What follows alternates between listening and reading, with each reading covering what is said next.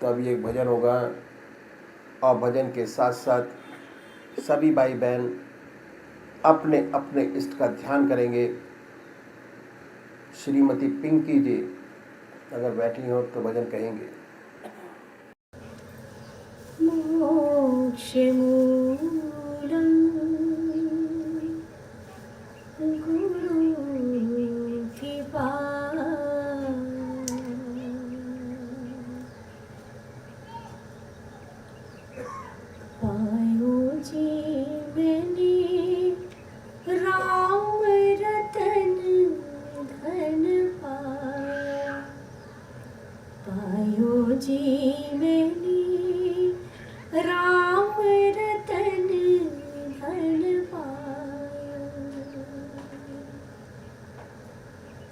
वस्तु अमोलक दी मेरे सतगुरु,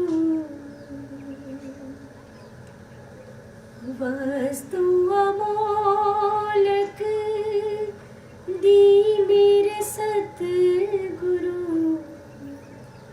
कृपा कर अपनायो पायो जी मैंने राम रतन धन पायो, पायो जी मैंने राम रतन धन पायो। जन्म जन्म की पूंजी पाई, जन्म जन्म की पूंजी पाई, जग में सभी खवायो, पायो जी मैंने राम रतन धन पायो, पायो जी मैंने राम रतन धन पायो। खर्च न खोटे चोर न लूटे, खर्च न खोटे चोर न लूटे, दिन दिन बढ़त सवायो, आयो जी मैंने राम रतन धन पायो, आयो जी मैंने राम रतन धन पायो। सत की नाव खेवटिया सतगुरु, सत की नाव खेवटिया सतगुरु, भव सागर तरे आयो, पायो जी मैंने राम रतन धन पायो, पायो जी मैंने राम रतन धन पायो। मेरा के प्रभु गिरधर नागर, मेरा के प्रभु, मेरा के प्रभु गिरधर नागर, हर्ष हर्ष यश गायो, पायो जी मैंने राम रतन धन पायो, पायो जी मैंने राम रतन धन पायो। वस्तु अमोलक दी मेरे सतगुरु, वस्तु अमोलक दी मेरे सतगुरु,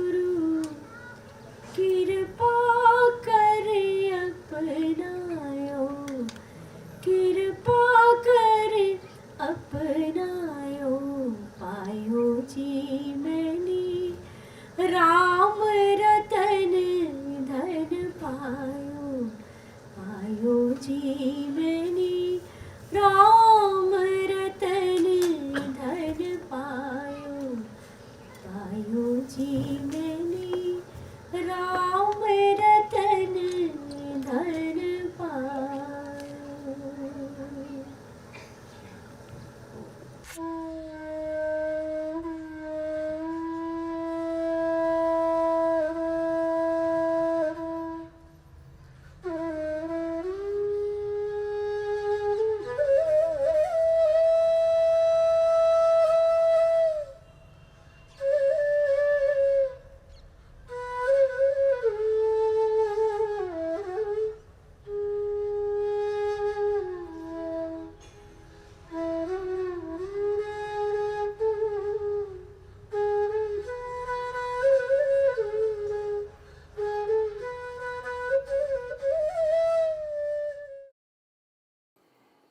पूजनीय माताओं और बंधुओं, योग पर आज अखबार के अखबार भरे रहते हैं योग के लिए। उनके पढ़ने से अधिकतर ऐसा ही मालूम पड़ता है कि योग करने वाला मनुष्य कोई मिराकल दिखा सके उसको हम योगी की संज्ञा देते हैं। जैसे कि प्राणायाम, सांस खींचकर जमीन के अंदर 10-15 दिन रह सके, पानी पर चल सके, आंख पर चल सके, कोई चीज शून्य से पैदा कर सके, ऐसे ही अजीबों को हम योगी की संज्ञा देते हैं। जो व्यक्ति ऐसा कर सकते हैं उन्हें हम योगी कहते हैं। योग से अधिकतर हम यही समझते हैं कि योग साधने के बाद हमारे अंदर बड़ी बड़ी शक्तियां पैदा हो जाएंगी, जिससे हम होनी अनहोनी कर पाएंगे। ऐसी हमारी धारणा है। पतंजलि महाराज ने योग सूत्र में कहा है कि चित्त वृत्तियों के निरोध को योग कहते हैं। पतंजलि महाराज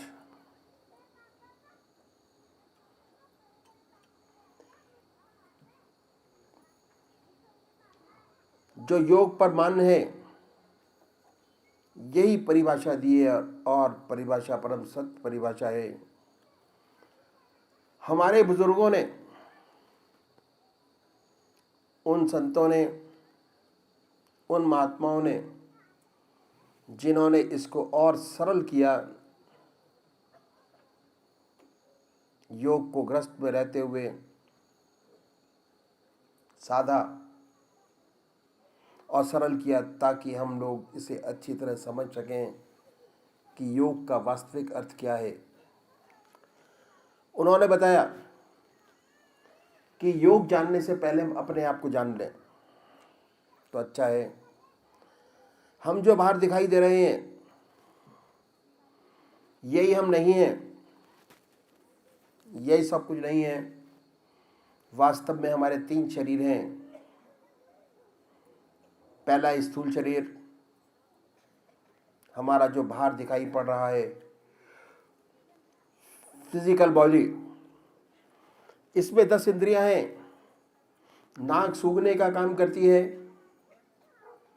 आंख देखने का काम करती है,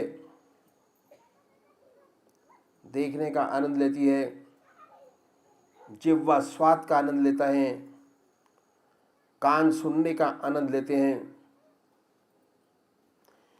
ये जो हमारी इंद्रियां हैं, ये सब विषय का आनंद लेती हैं। विषयों का आनंद हम इंद्रियों से लेते हैं। एक कागज पर लिखिए, स्थूल शरीर, उसके नीचे लिखिए विषयानंद। हमारा दूसरा शरीर है जिससे हम सूक्ष्म शरीर कहते हैं। ये मन, बुद्धि, चित्त और अहंकार से मिलकर बना है। जितना सोच विचार का काम है वह इससे लिया जाता है। जितनी हमारी वासनाएं हैं उसका आनंद सूक्ष्म शरीर से आता है। और इस सूक्ष्म शरीर से हम वासना का आनंद लेते हैं। तो दूसरा लिखिए, सूक्ष्म शरीर, उससे हमें क्या मिलता है? वासना का आनंद। कवि है, कविता बनाने में मस्त है, अपनी परिस्थिति को भूल जाता है, बारात निकल जाती है, उसे पता नहीं चलता। एक गणितज्ञ है, अपनी प्रॉब्लम सॉल्व करने में लगा है, हल करने में, अपने आप को भूल जाता है। एक वैज्ञानिक है, रिसर्च में लगा है, संसार को भूल जाता है, और जब उसकी रिसर्च पूरी हो जाती है उसे कैसा आनंद आता है उसको उसी का हृदय जानता है। ये जो आनंद है हमें सूक्ष्म शरीर से मिलता है।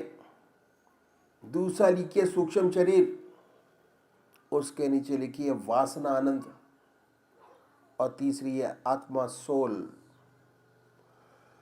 आत्मा में आनंद ही आनंद है, चैतन्यता और आनंद आत्मा में है। आत्मा से सूक्ष्म शरीर में आता है, सूक्ष्म शरीर से इंद्रियों में आता है, इंद्रियों से हम उसका आनंद लेते हैं।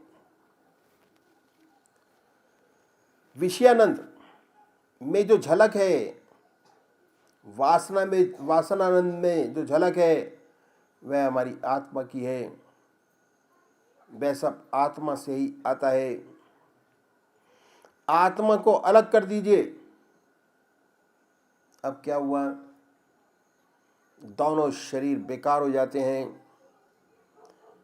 ये शरीर जिसे हम इतना बना ठना कर रखते हैं, जिसके लिए हम दिन भर प्रयत्नशील रहते हैं, जब आत्मा चली जाती है तो शरीर को रखना मुश्किल हो जाता है। कहते हैं इसे जल्दी बाहर निकालो, कहीं भूत ना बन जाए। तो सारा खेल आत्मा का है। आत्मा में आनंद ही आनंद है। तीसरा है कारण शरीर, इसके नीचे लिखिए आनंद। तो ये तीन चीजें हुई, स्थूल शरीर, सूक्ष्म शरीर और कारण शरीर। स्थूल शरीर से हम विषयों का आनंद लेते हैं, सूक्ष्म शरीर से हम वासना का आनंद लेते हैं, और आत्मा में आनंद ही आनंद है। अगर किसी तरीके से ये जो स्थूल शरीर है इसके नीचे विषयानंद में से विषयों को दबा दें और सूक्ष्म शरीर में से वासना को दबा दें, तो तीनों जगह क्या रह जाएगा? तीनों जगह आनंद ही आनंद रह जाएगा और पड़ा जाएगा। ये सच्चाई है। स्थूल शरीर से अगर हम विषयों को दबा दें, विषयों पर अगर आत्मा का पूरा कंट्रोल प्राप्त हो जाए, उधर सूक्ष्म शरीर में वासना पर कंट्रोल प्राप्त हो जाए, तो तीनों स्थितियों में हम आनंद ही आनंद मिल जाएगा। आत्मा में जीवन हो जाएगा, आत्मा रस से ओतप्रोत जीवन रहेगा। यही जीवन का सच्चा लक्ष्य है, यही सच्चा योग है। कैसे आ सकता है यही सच्चा योग? कैसे आ सकता है? मिले कैसे? सवाल ये पैदा होता है, हम कैसे विषय को दबाएं? इन संत महात्माओं ने बड़े अनुभव के बाद, बड़े तजुर्बे के बाद बताया कि कंट्रोल लाने के लिए अगर आप 10 इंद्रियों पर कोशिश करेंगे तो एक भी कंट्रोल नहीं हो पाएगा। बड़े बड़े महात्मा, बड़े बड़े योगी हार गए और 10 इंद्रियों पर काबू नहीं कर सके। संतों ने बहुत अच्छी तरकीब बताई कि 10 में से 2 इंद्रियों को छांट लें और उन पर कंट्रोल करो। और वे 2 इंद्रियां क्या हैं? एक है आंख और दूसरी है जबान। इन 2 इंद्रियों पर यदि आप अपना कंट्रोल कर लें तो सब हो जाएगा। और कैसे करें, इसका तरीका बताया इन संतों ने। पहली है आंख। आंख पर क्या कंट्रोल करना है? आंख पर 3 प्रकार से कंट्रोल किया जा सकता है। और अगर 3 प्रकार से कंट्रोल कर लें तो ये आनंद बड़े प्यार से 10 इंद्रियों पर कंट्रोल हो पाएगा। पहला है नजर बर कदम। नजर बर कदम के माने ये हैं कि जब हम चलें अपने पैर की पीठ को देखते हुए चलें, इधर आधर ना देखें, बेकार इधर उधर ना देखें, अपने पैरों की पीठ को देखते हुए चलें। इसके माने ये नहीं कि आंख मीच के चलें। अगर आंख मीच के चलेंगे तो एक्सीडेंट हो जाएगा। हमारे शरीर में जो हमारी आंख है, ये बड़े अद्भुत कैमरे हैं। जितने संस्कार हैं आंखों द्वारा हमारे हृदय पटल पर बनते हैं। जितना हम इधर उधर देखेंगे उतने ही संस्कार हमारे हृदय पटल पर अधिक बनेंगे। जितने ही संस्कार अधिक बनेंगे उतना ही पूजा में ध्यान नहीं लगेगा, एकाग्रता नहीं हो पाएगी, चित्त की एकाग्रता हासिल नहीं हो पाएगी। जितने ही कम संस्कार बनेंगे उतना अच्छा कंसंट्रेशन होगा। इसका असली मकसद ये है कि हमारे हृदय पटल पर संस्कार कम से कम बने। संस्कार बनते कैसे हैं? पहली जो दृष्टि होती है वह निर्दोष पड़ती है। पहली निगाह अगर किसी चीज पर पड़ती है तो उसमें कोई दोष नहीं होता, वह निर्दोष होती है। लेकिन जब इच्छा करके किसी चीज को दोबारा देखा जाता है तो संस्कार बन जाता है। मिसाल के तौर पर आप किसी बगीचे में चले जा रहे हैं, बहुत सुंदर गुलाब खिला हुआ है, आपकी निगाह उस पर पड़ी।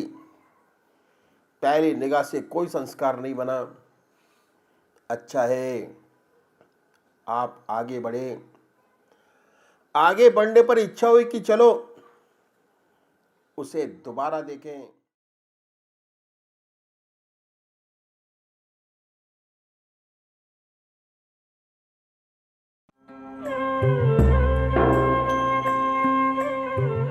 ध्यान योग के कार्यक्रम आनंद योग से निशुल्क जुड़ने के लिए संपर्क करें 9810239677।